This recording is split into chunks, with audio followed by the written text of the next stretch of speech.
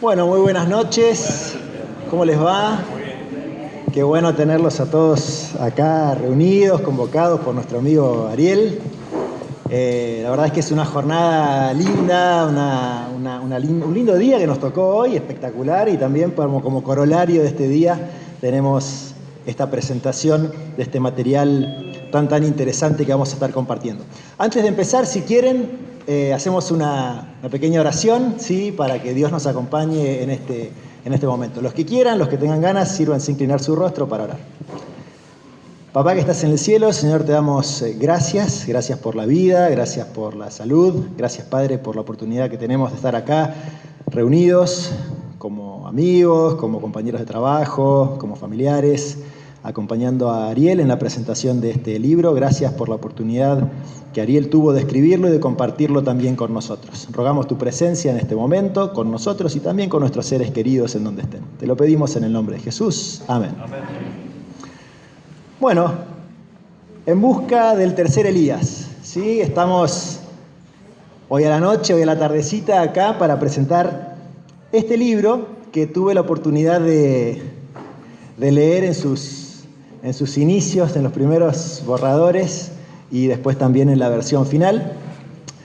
Ariel, que todos ustedes lo conocen, tal vez lo van conociendo de diferentes ámbitos, ¿sí? Yo tengo el privilegio de conocerlo como vecino y como papá de sus dos hijitos, que son amigos de mis hijos, pero algunos de ustedes lo conocen desde el sanatorio, porque Ariel se desempeña como médico en el sanatorio, otros lo conocerán desde la universidad, porque se desempeña como docente también, dentro de la Facultad de Ciencias de la Salud, por supuesto, y alguno tal vez tuvo la oportunidad de conocerlo antes, cuando Ariel en sus inicios había hecho la carrera de teología, carrera que terminó y trabajó un poquito de tiempo también en esa línea, y posteriormente a eso definió abocar sus talentos y su tiempo al estudio de la medicina, porque quería llevar adelante también la obra de Cristo, pero desde el lado de otorgar alivio, ¿sí? Y sanidad a aquellas personas dolientes. Y a su vez también, tal vez otros de ustedes lo conocerán a Ariel desde el trabajo que también hace al servicio de esta comunidad, como representante de los vecinos en el Consejo Deliberante. Él es actualmente concejal. Y en medio de todo eso, de tanto en tanto, tiene tiempo para escribir libros también. Entonces, hoy estamos en presencia de Ariel en su rol de escritor, ¿sí? En un libro muy interesante que les recomiendo fuertemente que no se vayan hoy a la noche sin su copia, ¿sí? Ahí atrás en la mesita del fondo tenemos material suficiente como para que lo puedan adquirir. Me consta esto, Ariel no me dijo que yo se los diga y capaz pues me tira la oreja. Yo sé que Ariel no solamente invirtió su tiempo, sino que también invirtió sus recursos para poder compartir este material con nosotros. Es un material verdaderamente interesante, cargado de no solamente la historia, porque obviamente está hablando de Elías, ¿sí?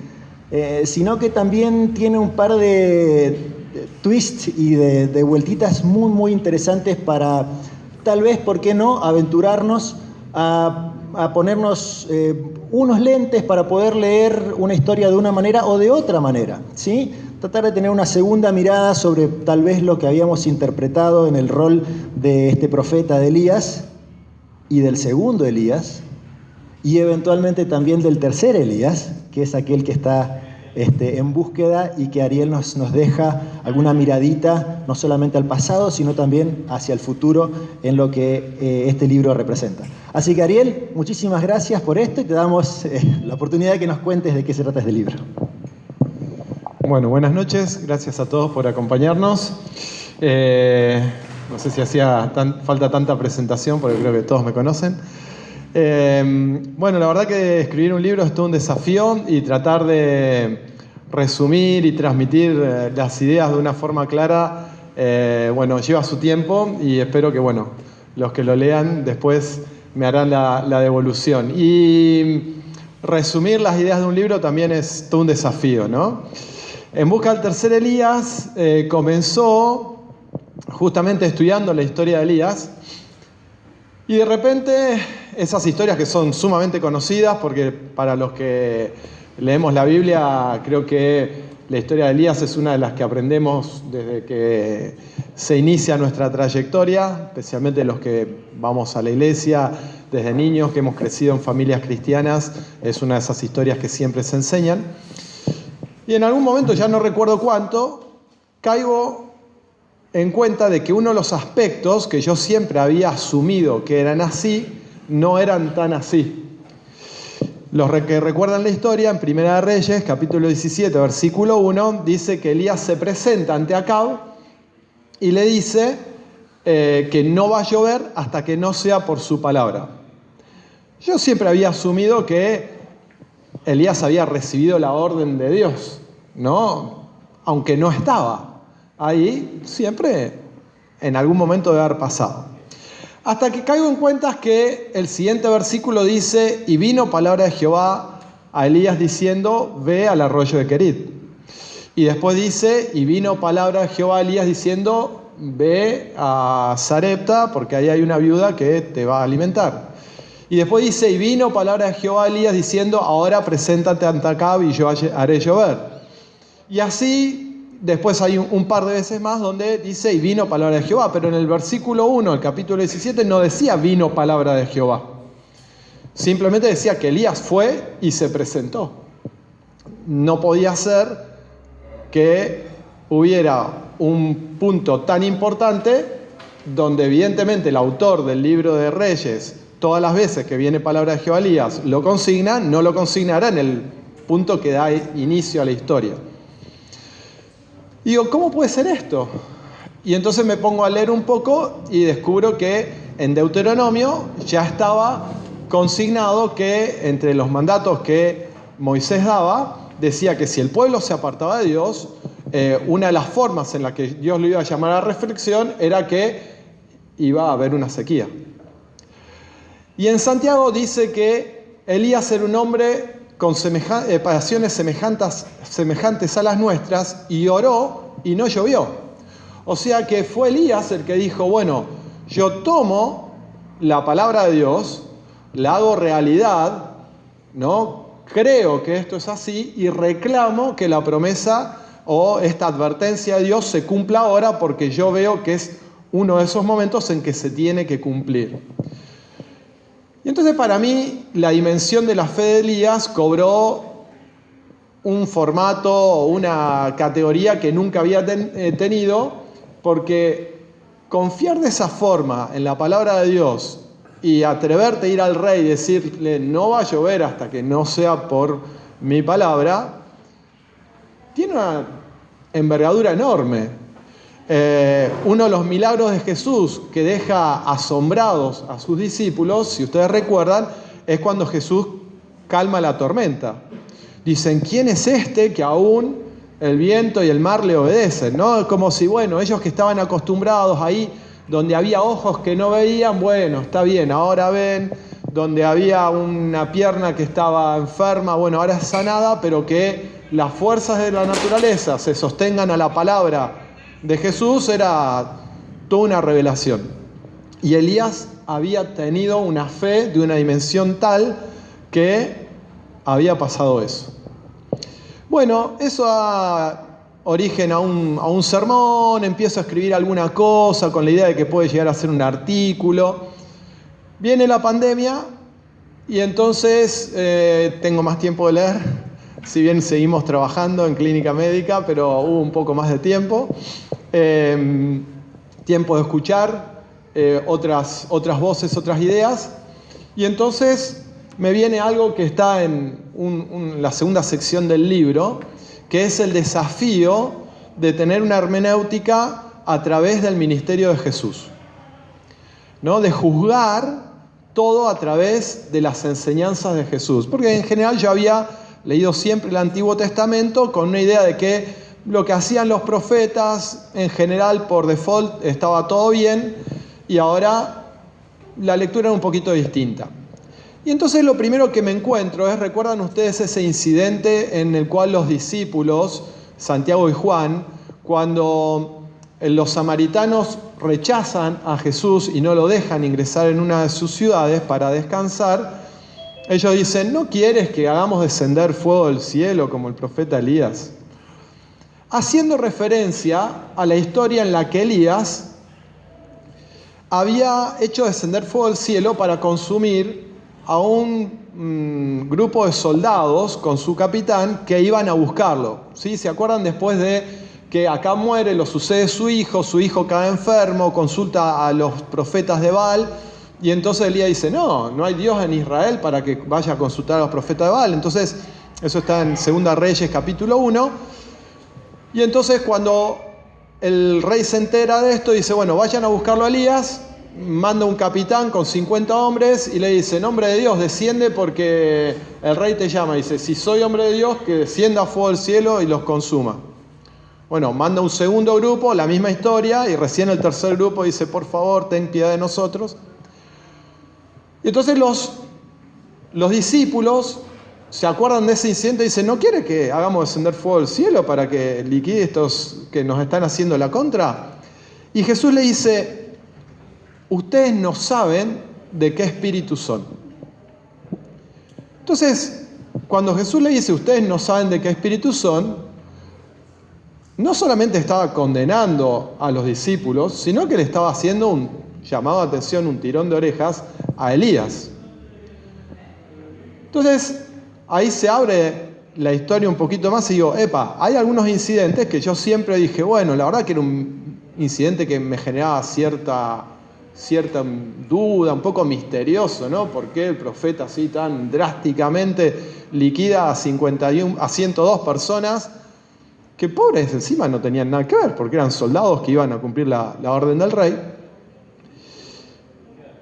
Y Jesús llama la atención y habla de este incidente de una manera no positiva, digamos, ¿no? Negativa.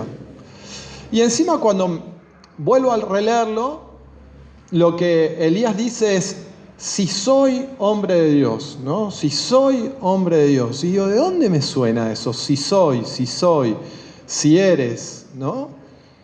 No era la voz que confirma, sino era la voz que genera dudas. El Espíritu Santo está para dar certezas y el enemigo está para meter dudas. Y era el mismo caminito que había seguido con Jesús. Jesús, después del bautismo, donde el Dios Padre y Espíritu Santo habían confirmado que era el Hijo de Dios, Satanás dice, si eres. Después del Monte Carmelo, donde Elías había orado y había dicho que Dios había pedido que descienda fuego del cielo para comprobar que Jehová era Dios y que Él era su profeta, no necesitaba una nueva confirmación. Pero evidentemente el enemigo habló a la duda y dominó a Elías en ese momento y genera un desparramo de 102 muertos que primero dejan la duda, pero cuando Jesús dice, no, estas cosas no se hacen así, si ustedes quieren imitar a Elías en este incidente, no saben de qué espíritu son, entonces digo, bueno, acá hay una condena a Elías. Después vuelvo a leer el incidente de la viña de Nabot. Sí, otro incidente que es relativamente pequeño. Y resulta que en el incidente de la viña de Nabot, para los que por ahí no lo tienen tan fresco, Acab, que fue uno de los peores reyes de Israel, tiene un capricho y quiere apoderarse una viña que está al lado de su palacio.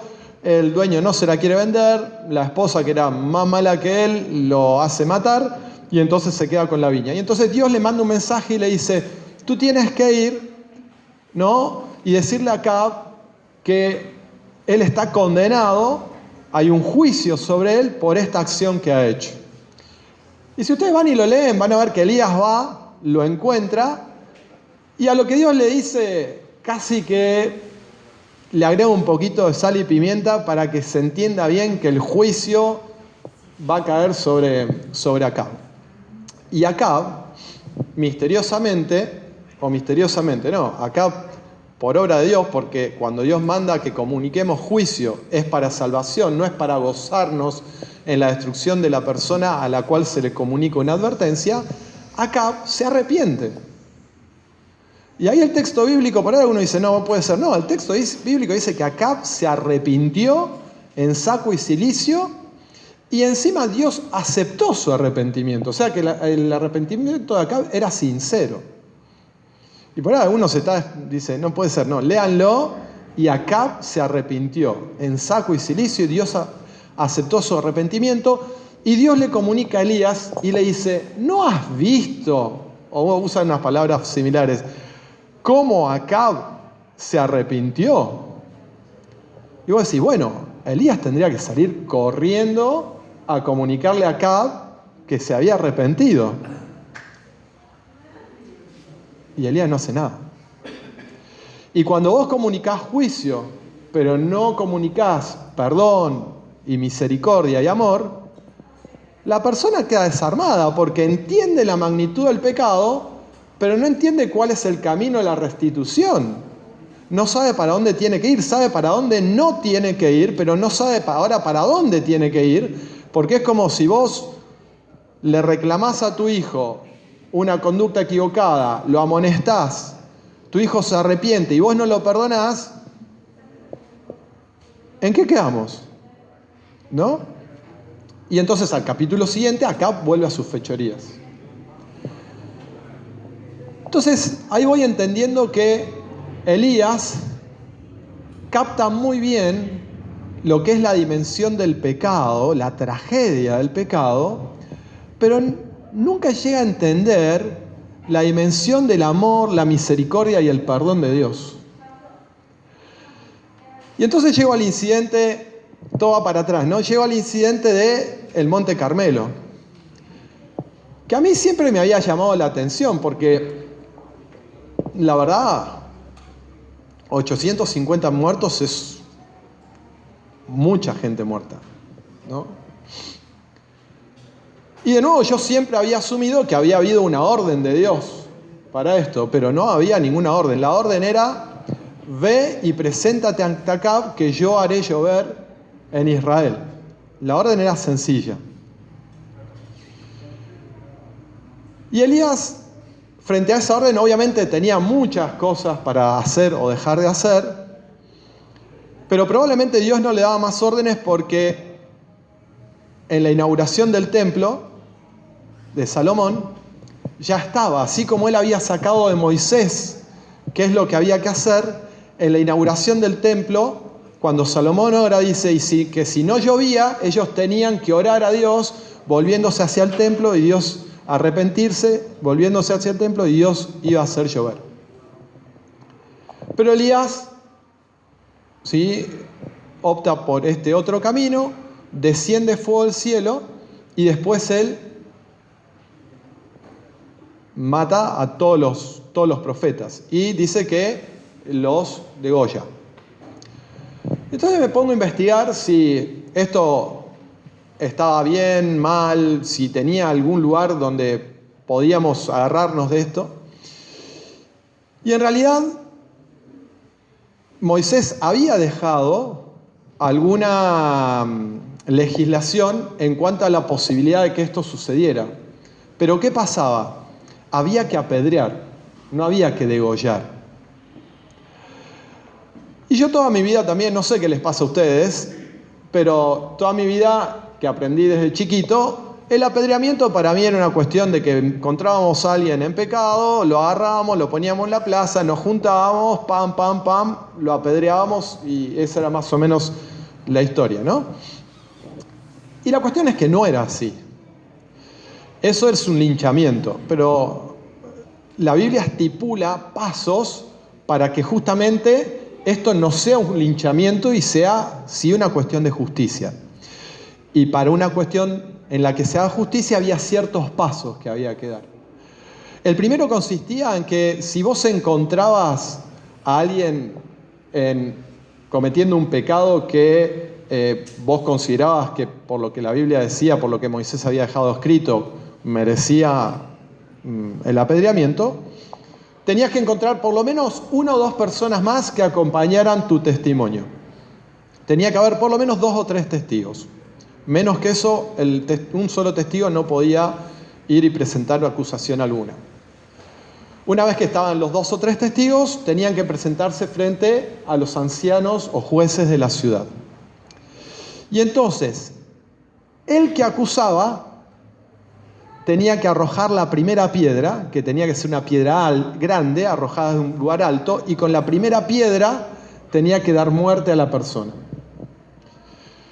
Esto cambiaba mi forma de ver el apedreamiento porque, ya les digo, para mí eran cascotazos hasta que la persona moría así, retorcida y desangrada.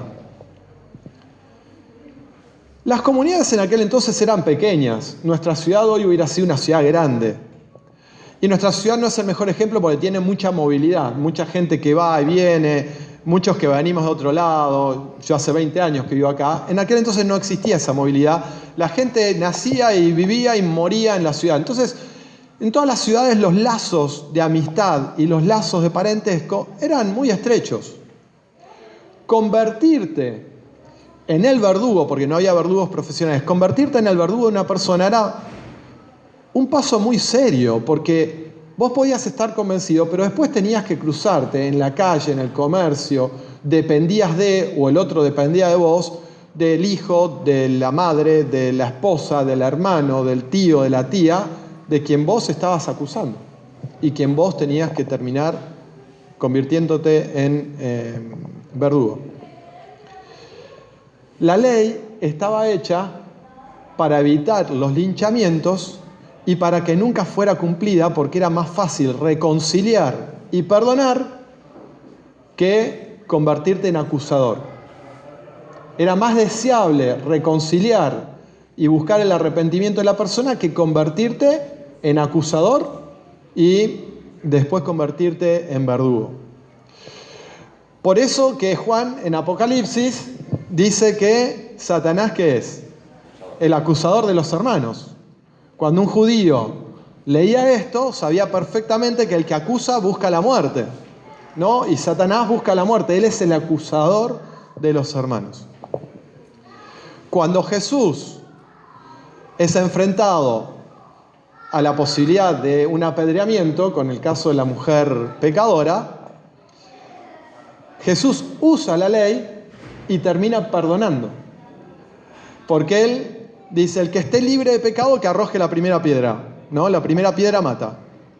Él estaba libre de pecado, pero Él no toma la piedra y ninguno lo hace. Y entonces después el juicio lo termina diciendo, ¿y los que te acusaban, dónde están? Si no hay acusador, se termina el juicio. A Él lo habían buscado como juez, Él seguía siendo el juez, pero ahora no hay acusadores. Al no haber acusación, se caía el juicio. Entonces, Jesús, sin moverse de la ley de Moisés, la usa y perdona. Entonces, acá yo me encuentro frente al dilema. ¿Qué pasa con Elías? Elías tendría que haber utilizado este sistema. Elías podía ser el acusador, era uno, no había más. Por el resto del pueblo estaba con Baal. El rey tenía que ser el juez, era parte del, así que no podía prosperar el juicio por ese lado. Si él se ponía en juez, entonces ¿quién acusaba? Si todos eran partícipes de los pecados. Ahí llego a la conclusión, después ustedes podrán leer el libro, está más explicado, con más detalle, que Elías equivoca el camino y llevado por su pasión termina convirtiendo a los victimarios en víctimas. ¿Por qué? Porque las víctimas en el altar eran degolladas, ¿sí? Los pone en lugar de las víctimas del altar, ¿no? Y además, cuando toda la gente vuelve a Samaria, nosotros por siempre leemos la historia del lado del ganador, digamos, ¿no? Pero pongámonos lo más imparciales que podamos, y todavía más, pensemos que esta gente estaban con Baal, ellos eran seguidores de estos profetas. ¿Qué es lo que cuentan cuando vuelven a Samaria? ¿Qué es lo que impacta? A nosotros nos impacta el fuego que desciende y consume todo, está claro. En todas las Biblias ilustradas para niños que revisé, todas está esta imagen, en ninguna está la imagen de los 850 muertos. ¿Qué impactó más en la cabeza de la gente que volvió y tuvo que hacer un resumen del relato? Además, cuando llegaron a Samaria, siempre uno se pone del lado de la víctima. Ahora había como 850 viudas, había como 2.000 o 3.000 huérfanos, había como 200, 300 o 400 madres que habían perdido a sus hijos. ¿Quiénes eran víctimas? ¿De qué lado nos poníamos? Entonces, Elías no quiere entrar a Samaria porque ahora todos en Samaria están compungidos y están asimilando la noticia, pero simpatizando probablemente con la gente que estaba sufriendo la muerte de sus seres queridos. Pueden decir, bueno, Ariel, estás especulando. Bueno, sí, hay cierto grado de especulación en esto. Hay una cosa que es clara, que no hubo ni reforma ni reavivamiento en Israel. O sea, hubo fuego, con lo que el fuego significa en la Biblia, hubo lluvia, con lo que la lluvia significa en la Biblia, ¿sí? Como imágenes del Espíritu Santo, pero no hubo ni reavivamiento ni reforma en Israel. Elías tuvo que seguir su ministerio igual y Eliseo lo tuvo que seguir exactamente igual, porque el pueblo no se movió ni un ápice.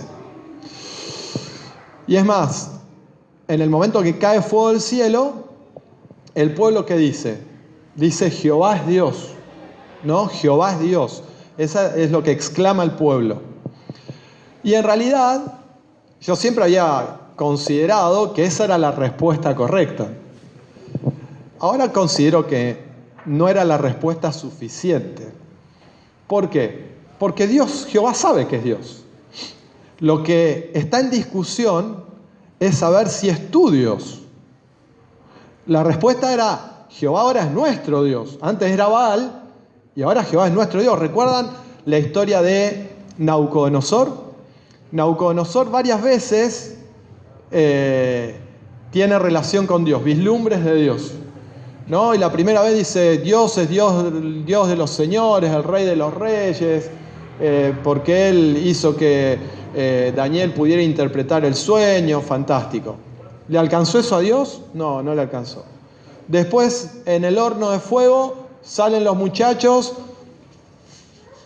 sanitos y Nabucodonosor dice, este es el Dios de los dioses también, que nadie se atreva a hablar en contra, o sea, se vuelve evangelista prácticamente, dice, nadie se atreva a hablar en contra del Dios de Israel, porque si no su casa va a ser destruida.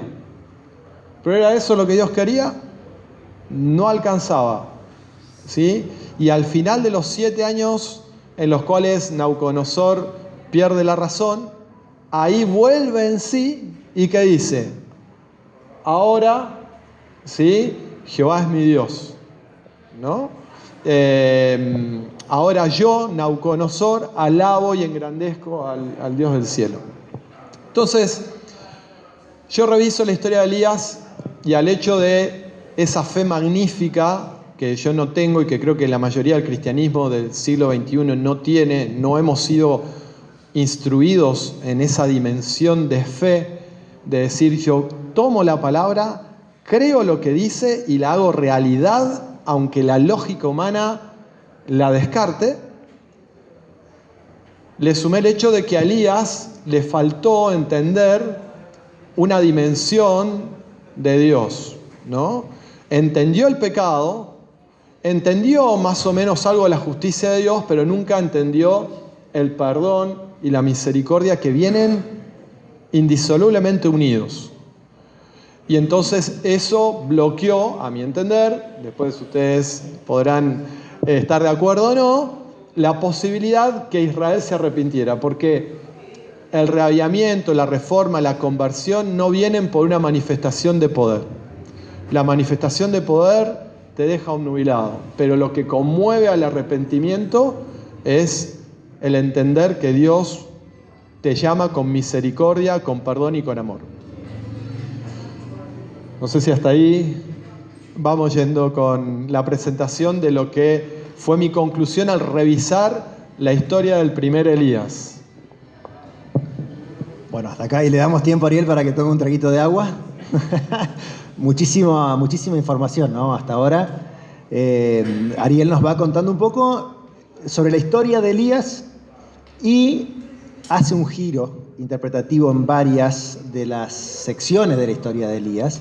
Y el libro tiene un par de capítulos que claramente son la clave, ¿no? del resto del material que está en el libro, que nos habla Vos usás una frase interesante que tenía que ver, allá por la época, por la década del 90, con la campaña electoral de Bill Clinton, cuando estaba compitiendo con George Bush, en donde seguramente todos ustedes recuerdan una famosa frase que uno de los asesores de campaña le hizo ver a Bill Clinton respecto a cuál era el punto importante, ¿no?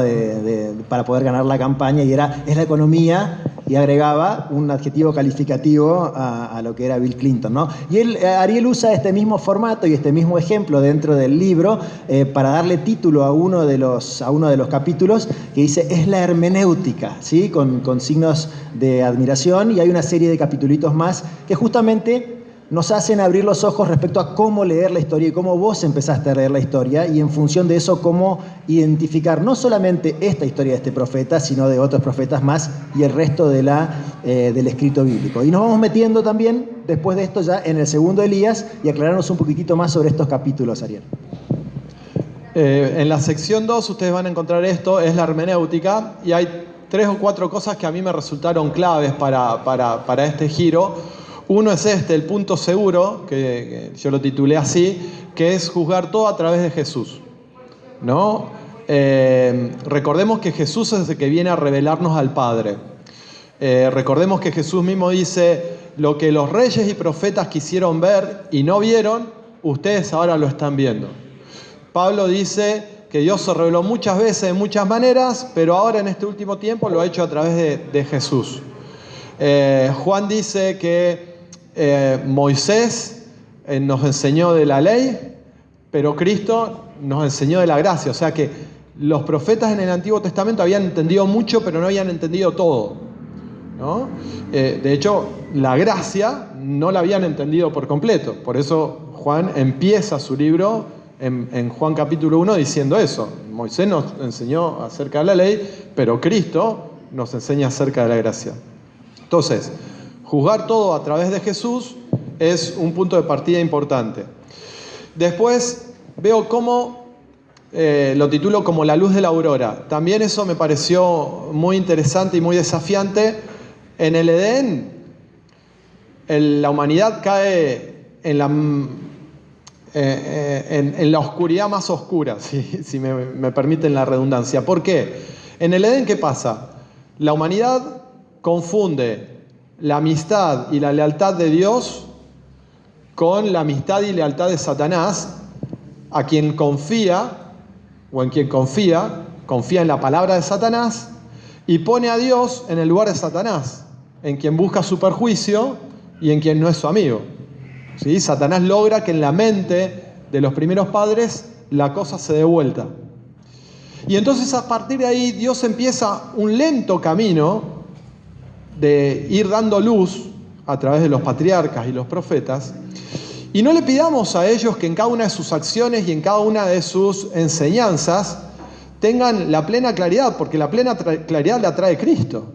Incluso en Corintios, en 2 Corintios 3, Pablo dice que Cristo viene a descorrer el velo, que los que siguen leyendo el Antiguo Testamento, como lo leían los fariseos, tenían el velo puesto y que Cristo había venido a descorrer el velo. Entonces, nosotros tenemos ejemplos desde el Pentateuco, donde los sacrificios eran una cosa indiscutible, hasta que después dice, bueno, los sacrificios está bien, pero yo quiero misericordia antes que sacrificio, ¿no? Y después dice, hastiado estoy de sacrificios, ¿no? E incluso un profeta dice, pero yo no les pedí semejante cantidad de cosas.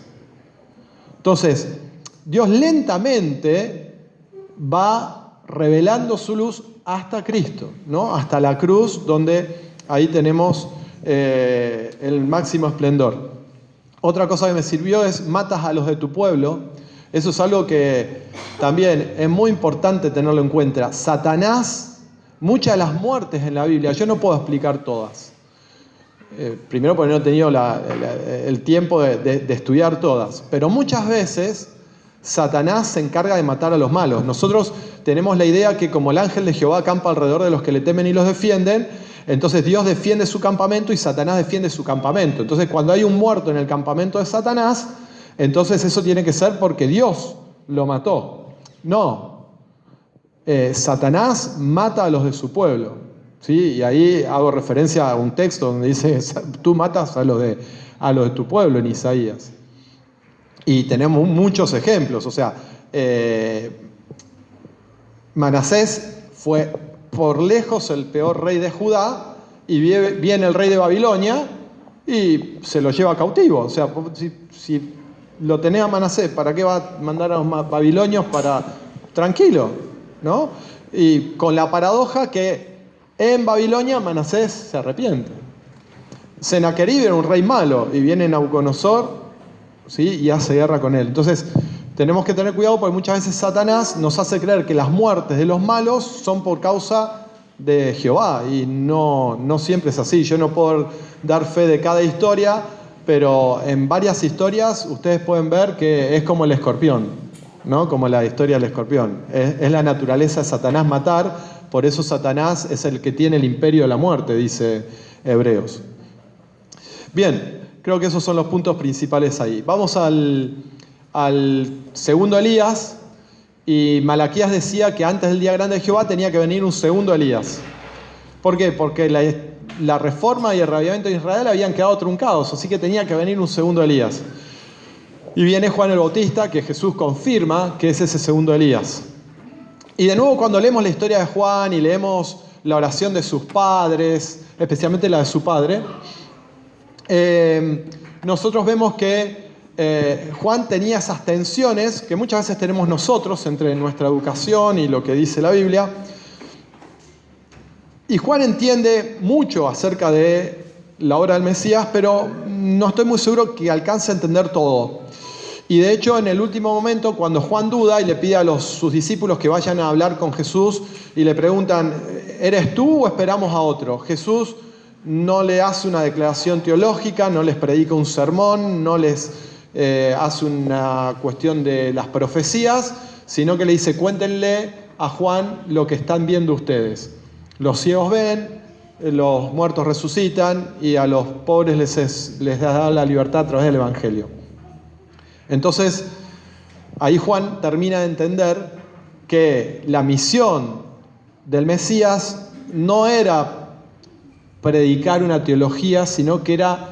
Sí, hay teología, o sea, yo no quiero que salgan acá a decir que no hay teología. Sí hay enseñanza, sí hay doctrina, pero la misión era revelar el amor de Dios que había quedado oculto por las acusaciones de Satanás y que había quedado velado porque muchos de los patriarcas y profetas tenían una confusión entre todo lo que habían aprendido de la doctrina de la teología pagana y no se podían desprender tan fácilmente. Y toda la teología pagana implicaba que los dioses eran malvados, que necesitaban sangre, que eran terribles, que eran vengativos, y tenían eso impregnado. De hecho, lo tenían tan impregnado que uno se queda asombrado que Jonás dice, voy a huir de Dios.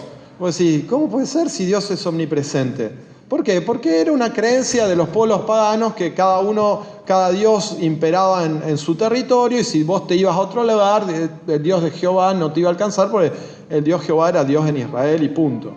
Entonces la tenían pegada, impregnada, y entonces no es tan fácil desprenderse. Entonces Jesús le dice a Juan que la misión que Dios tenía para el Mesías era esta: revelar que Dios sana, que Dios cura, que Dios da libertad a quienes hemos quedado cautivos del pecado. Pero de nuevo la misión de Juan queda inconclusa, porque no hubo un reavivamiento ni reforma en Israel. Por el contrario, el pueblo no se arrepintió, no reconoció a Jesús y lo terminó matando. Y entonces el día grande de Jehová, que probablemente podría haber venido si el pueblo aceptaba a Jesús, no vino. Y está en el futuro. Y ahí entro en la parte, digamos, si se quiere, más especulativa, aunque hay mucho, digamos, para discutir y charlar de todo esto, obviamente, que falta un tercer Elías. Porque el día grande de Jehová viene, está en el futuro, que el día grande de Jehová hace referencia al juicio y la segunda venida. Y entonces, ¿qué hace falta un reavivamiento y una reforma en el pueblo de Dios para que dé camino a la libertad que implica la venida de Cristo, ¿no? Y ahí está el tema del tercer Elías. Otro traguito de agua para Ariel. Y ahora nos ajustamos los cinturones y vamos a ir a la parte que tal vez nos atañe a nosotros, ¿sí? El de último Elías. En Apocalipsis yo no encuentro la figura de un líder único que yo pueda decir, bueno, este va a tener las características de Elías. No hay en Apocalipsis, uno no logra vislumbrar el hecho de que haya un líder único. Pero sí encontramos, y ya le digo, eso del tercer Elías es tal vez una cuestión para azuzar al estudio. Encontramos sí, si ustedes recuerdan y después repasan Apocalipsis 11, los dos testigos que tienen características de Elías y Moisés. Y es más, cuando se los presenta, se invierte el orden. Primero viene el que hace descender fuego del cielo y después el que hace abrir el agua, ¿no? O sea, o habla de las plagas. Porque a mi entender, Elías representa el desafío del reavivamiento y reforma y Moisés es el libertador. Entonces se presenta primero la necesidad, reavivamiento y reforma, para que después venga el libertador. Y también tenemos a los 144.000. Y los 144.000 para mí son el grupo que lidera el llamado al reavivamiento y la reforma en el tiempo del fin. Tienen muchas características interesantes, no las vamos a repasar a todas, pero tal vez la que más llama la atención y la que más se presta a discusión es el tema del sello de Dios que tienen en su frente y que hace que de repente ellos estén protegidos frente a alguna de las cosas que van a pasar en el tiempo del fin. Y el sello de Dios es todo un tema de discusión. Pero en Apocalipsis 14, cuando habla acerca de los 144.000, primero en Apocalipsis 7 dice que tienen el sello de Dios en la frente, y después en Apocalipsis 14 dice que tienen el nombre del Cordero y del Padre. O sea que el sello de Dios es el nombre del Cordero y del Padre. En la Biblia el nombre implica el carácter. Entonces, estos 144.000 tienen el carácter, no tatuado, sino tienen el carácter impregnado del Cordero y del Padre. Y el carácter de Dios es amor. Yo me olvidé mi Biblia atrás, pero creo que acá está. Cuando en Éxodo 34, Moisés habla con Dios y él... gracias. Moisés habla con Dios y él le pide conocer su nombre. Dios se le revela y cuando termina esa revelación de Dios a Moisés, Moisés entonces exclama lo siguiente, ¿no? Éxodo 34 dice, Jehová pasó por delante de él y exclamó, Jehová, Jehová, Dios fuerte, misericordioso y piadoso, tardo para la ira y grande en misericordia y verdad, que guarda misericordia a millares, que perdona la iniquidad, la rebelión y el pecado, pero que de ningún modo tendrá por inocente al malvado, que castiga la maldad de los padres en los hijos de los hijos hasta la tercera y cuarta generación. Interesante, cuando Dios le revela su nombre, Moisés entiende su carácter. Y fíjense que repite varias veces, misericordioso y piadoso, tardo para la ira, grande en misericordia y verdad, que guarde a misericordia a millares, en otras versiones dice por 1000 generaciones, que perdona la iniquidad y la rebelión, no dará por inocente al malvado. ¿Sí? De nuevo, cuando hacemos énfasis en el amor, en el perdón y la misericordia, no dejamos de decir que Dios es justicia. Pero fíjense que viene al final. No podemos presentar solamente la justicia, si no va de la mano de la misericordia, si no caemos en el problema de Elías y Acab. Si no transmitís misericordia, la persona vuelve a sus andanzas. Entonces, los 144.000 a mi forma de entender, van a captar en una dimensión que nunca se captó el amor de Dios y lo van a transmitir de una forma que nunca se transmitió. Porque incluso cuando dice la Biblia que visita la maldad, ¿no? Cuando Cristo visita a los malos, ¿qué pasa? ¿Sí? Cuando Jesús visita a Zaqueo, cuando Jesús visita a la mujer samaritana, cuando Jesús visita a la mujer pecadora, cuando Jesús visita a la humanidad, siempre hay salvación, hay perdón, hay misericordia.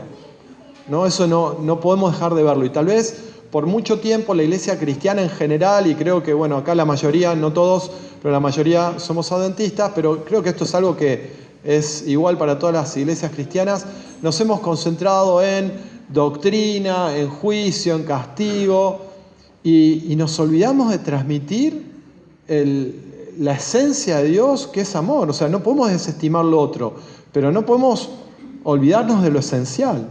Si nosotros hoy a una persona absolutamente imparcial le preguntáramos acerca de las distintas religiones cristianas, distintas denominaciones cristianas, ¿cuál sería la definición? ¿No? Acerca de católicos, bautistas, pentecostales, ¿no? Adventistas. De algunos se diría que tienen un culto muy bullicioso, que hablan en lenguas, de otros que tienen catedrales impresionantes. De los adventistas, tal vez como somos la mayoría acá y yo soy adventista, voy a hacer la autocrítica. La mayoría nos conocen porque no fumamos, no tomamos alcohol, el sábado.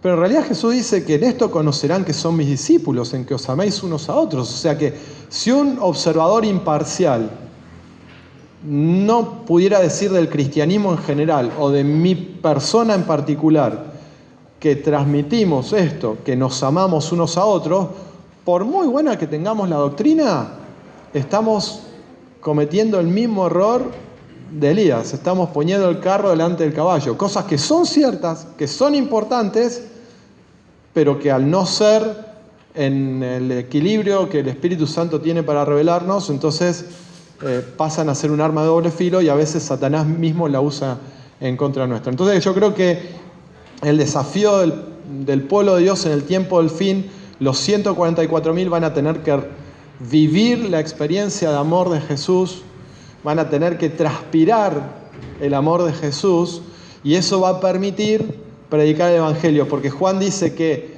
ve a los 144.000 y dice, y después miré y vi la gran multitud. O sea, como que ese es un recurso que usa varias veces Juan, ¿no?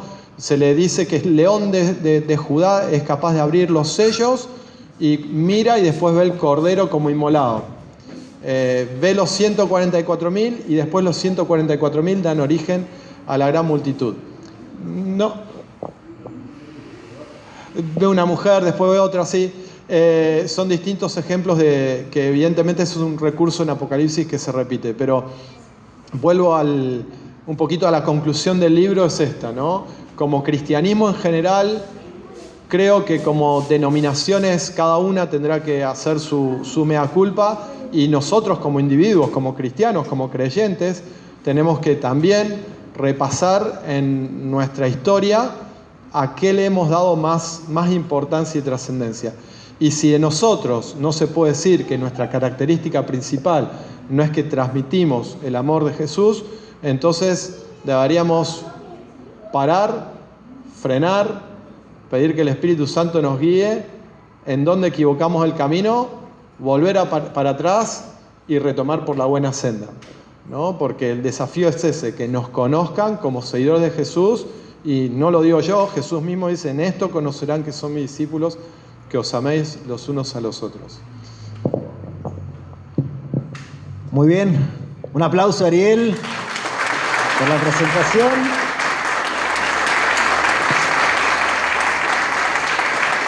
Muy interesante, muy claro. Ariel, abrimos un espacio tal vez para el intercambio, el diálogo, si algo o todo no quedó claro, tienen ganas de profundizar más, abrimos un ratito como para poder, hacer alguna pregunta y alguna respuesta también sobre el material. No creo que llegue el cable, así que van a tener que ejercer su potente voz desde donde estén sentados. Como tengo muchísimos parientes evangélicos luego de la iglesia luterana, y de pronto mi pariente de Pentecoste que la gracia es todo. Y estoy de acuerdo, porque finalmente si no es por gracia, ¿qué es de nosotros? Bien, claramente la salvación es por la gracia, ¿no? Y ahí hay un desafío, no habría ahí porque alguno tiene que estar discutiendo conmigo y estar diciendo, pero al final Elías se fue al cielo, ¿sí? Es una especie de recompensa, ¿no? Y los otros días escuchaba a alguien que reflexionaba también con un punto de vista distinto al mío y decía, si Moisés se fue al cielo, ¿no? Moisés se fue al cielo ¿por qué? Porque cometió un solo error en su ministerio, que fue golpear la piedra. Entonces Dios lo recompensó yendo al cielo y bueno, tuvo que ver la muerte. Si Elías fue al cielo sin ver la muerte, decía esta persona, entonces tiene que ser mejor que Elías, ¿no? Que Moisés. La verdad es que Moisés fue al cielo por gracia, Elías fue por gracia y nosotros vamos a ir por gracia.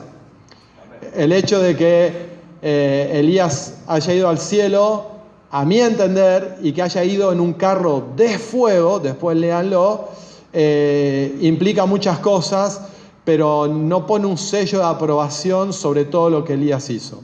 ¿Sí? Elías fue al cielo por la misma razón que vamos a ir nosotros, puramente por gracia. Y de nuevo, por las dudas, vuelvo a aclararlo, esto no significa que yo esté diciendo que tenemos que dejar de lado todo lo otro, ¿no? Pero sí, al menos en mi vida y en mi experiencia, me faltó darle a la gracia una centralidad mucho mayor en mi caminar cristiano. Creo que haríamos bien, porque muchas veces, al menos en mi ámbito, decimos la justificación por la fe, y es cierto, pero nos faltaría hacer más énfasis que la salvación es por la gracia. Por ahí deberíamos dejarle más claro a nuestros hijos eso, ¿no? Y bueno, yo la dedicatoria al libro la hago a mis hijos y a mis sobrinos y a las nuevas generaciones, porque creo que mi generación y las generaciones que vinieron antes más todavía, hemos transitado una huella que nos es muy difícil salir. Donde esto de la gracia, sí, en la teoría lo teníamos, pero en la experiencia, en la vida diaria, no sé si tanto. Y ahora a mí me cuesta mucho salir de esa huella, y me es más fácil volver a transitar esa huella que andar en una nueva. Creo que sí, a veces lo desprestigiamos de esa manera. Creo que las nuevas generaciones más desprejuiciadas, más irreverentes con la autoridad, que eso en algunas cosas es negativo, pero en otras puede ser positivo, para hacer su propio camino, tienen la posibilidad de andar algunos caminos que nosotros nunca nos atrevimos a andar por miedo a esto, ¿no? De una gracia barata o cosas así que se decían. Pero totalmente de acuerdo con esto, y bueno, después lean si están de acuerdo o no, pueden estar en desacuerdo, por qué Elías se fue al cielo en un carro de fuego. Sabes, Ariel, que de hecho, con casi lo último que vos estabas mencionando, en la página 241, para cuando ustedes compren el libro, todos ustedes se lleven su ejemplar y entonces encuentren esto, que yo me lo marqué, y me pareció muy interesante. Vos pusiste solamente un par de ejemplos, pero hay como una docena y media de ejemplos de la visitación de Jesús, que me parece fantástico. Pero inclusive haciendo un esfuerzo en la lectura, uno ve con esta óptica, con estos lentes que vos estás planteando en todo lo que vos escribís acá, que cuando Moisés hace esta descripción de cuando Dios pasa por delante de él, que estaba en Éxodo 34, algo que a mí me sorprendió cuando lo leo en el versículo que vos transcribiste acá. Bueno, Dios dice, ¿no? Dios misericordioso, clemente, lento para la ira, grande misericordia y verdad, es misericordioso por 1000 generaciones, pero mis ojos automáticamente le dan más peso específico a la visitación del pecado de los padres hacia los hijos hasta la 3ª y 4ª generación. Y de hecho yo mismo he hablado muchas veces con mis amigos, mi familia, y hasta hemos a veces hasta predicado esto, ¿no? De que las consecuencias de los pecados de una generación, bueno, se transmiten hacia la 3ª y la 4ª. Pero por un lado está poniendo de que es misericordioso por 1000 generaciones, y el peso específico nosotros se los ponemos hasta la 3ª y 4ª. Sabemos más el aspecto negativo de la tercera y cuarta, y no, al menos en mi experiencia personal, y no el positivo de la misericordia por 1000 generaciones. O sea, es abrumadora la diferencia que hay entre lo que es claramente la justicia del Padre y cómo ve Él la realidad nuestra y del mundo, pero su misericordia y su gracia son multiplicadas por 1000 en el mismo texto, y a veces lo pasamos por alto. ¿Alguien más? No se queden con las ganas. Si no, lo pueden encontrar Ariel atrás firmando todos los ejemplares, así se los llevan.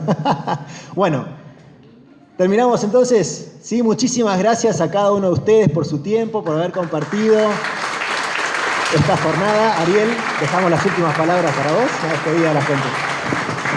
No, nada más que agradecerles. Ojalá que disfruten de la lectura del libro, y obviamente cuando uno escribe el libro es para transmitir sus ideas. En general yo discuto con los autores de los libros, y la mayoría de las veces leemos libros cuyos autores no podemos charlar con ellos. Ustedes sí, así que no duden en decirme, che, Ariel, acá te tiro las orejas por esto. No me pueden apedrear. Sí, Ariel, esta idea no me quedó clara, o en esta idea disiento. Creo que eso está bueno cuando uno conoce al autor y después puede seguir el diálogo. Muchas gracias a todos y buenas noches.